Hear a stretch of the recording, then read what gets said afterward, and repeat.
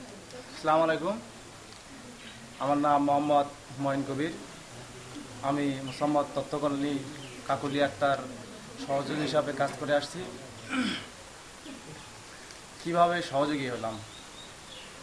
আমি প্রথমে প্রচারের মাধ্যমে শুনি আর কি, শুনে পরে বুলেটিনে দেখলাম, বুলেটিনে দেখে সুলতান আপার সঙ্গে কথা বললাম যে উনি বলতেছে সহযোগী লাগবে। তখন সেভাবে আমি সহযোগী হিসেবে আগ্রহী প্রকাশ করলাম এবং সহযোগী কি কি কাজে সহযোগিতা আমি করি। প্রথমেই ও তো কিছুই পারতো না। আমি প্রথম থেকেই ওর সূচিপত্র গোছায় সব কিছু কাজ করে দিছি।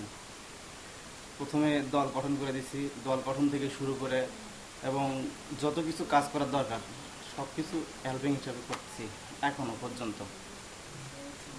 সহযোগী হওয়ার সুবিধা,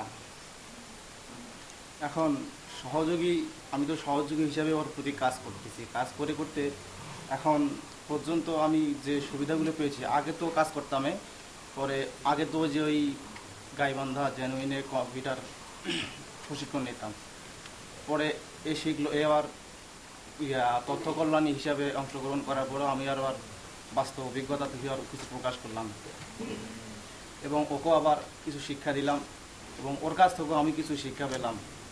আর অসুবিধাগুলো হচ্ছে ও আবার মাঝে মাঝে দলে যেতে চায় না, তখন সেগুলো দলে আবার আমারই যেতে হয়। এটা হচ্ছে আমার কিছু কিছু অসুবিধা আছে আর কি। আর কাজের অভিজ্ঞতা অভিজ্ঞতা আগেই বলে ফেলছি যে ও কাজ করতে না পারলে আমি আবার কাজ করি, এগুলো আমার অভিজ্ঞতা আছে, পূর্বে অভিজ্ঞতা ছিল। আর ভবিষ্যৎ পরিকল্পনা হচ্ছে আমার